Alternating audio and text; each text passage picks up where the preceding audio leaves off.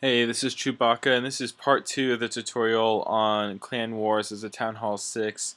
And my last video had a few glitches in it just due to my recording software, and I wasn't able to fix it just due to the replays being erased from an update of Clash of Clans. So I wanted to go ahead and preview some of these attacks in our next war from our Town Hall 6s just to try to clarify any glitches that happened in the previous video. So here we have a similar composition, and iBoss like uses the wall breaker to lure the clan castle troops, which when it's a dragon is a really great idea because you're only going to need a troop to be in range for about a second, and he's just avoiding having to take out all of these outside bases with a bunch of archers in order to lure.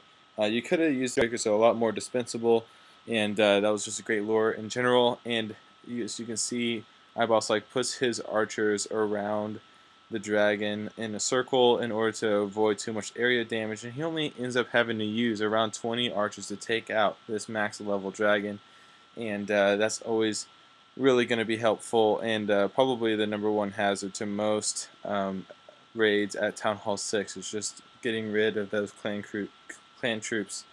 And so he sends all of his giants and hogs in a group, and that way he can maximize his healing spell. And luckily he triggers that big bomb, which is the biggest threat to those hogs, and he's putting those heal spells next to the wizard towers, which are another huge threat. The only thing is that maybe he could have used another healing spell now instead of both of those near the beginning, but it is better to use your spells near the beginning because more of your troops will be alive during that time. But as you can see, his hog is doing a great deal of damage. His giants are holding up, and now he's able to place a ton of these archers around to start just building up that DPS over time. And see, he hasn't placed all of his troops yet, and this is one of those things that really just attacks take a lot of patience. And see, he's going to strategically place the rest of these archers to get rid of those last two defenses. And this is something that you can only do just by experience. You just have to know, that you only want to place what's necessary. And at the time, he didn't need to place all of his archers, but he's going to need to in a moment once he gets rid of these two towers right here in order to make sure that he can get rid of those defenses.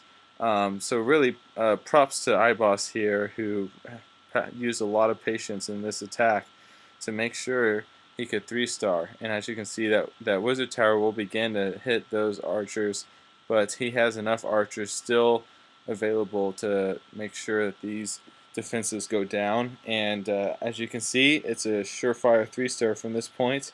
And the corners are covered, which is another threat to most Town Hall 6 attacks.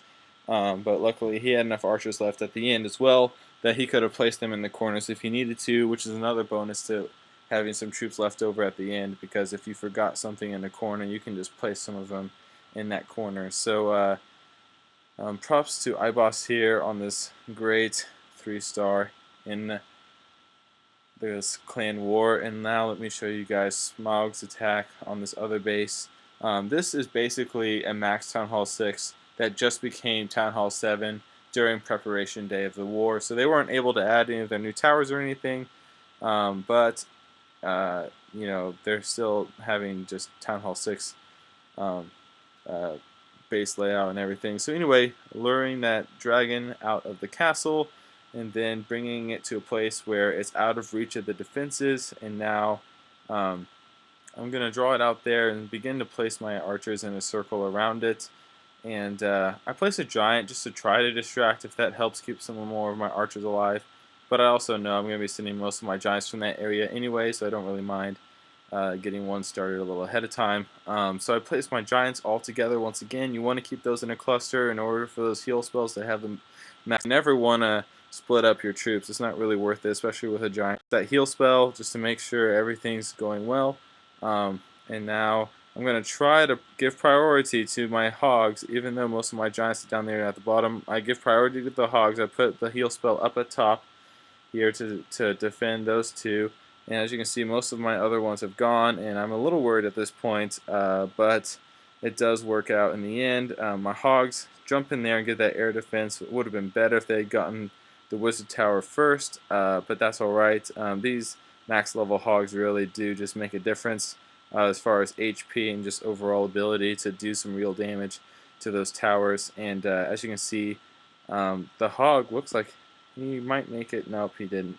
But yeah, that big bomb, as you can see, was just triggered by those archers up there. Really bad placement. You want to have your big bombs between two of your defensive structures so that the hogs are going to trigger it instead of something else.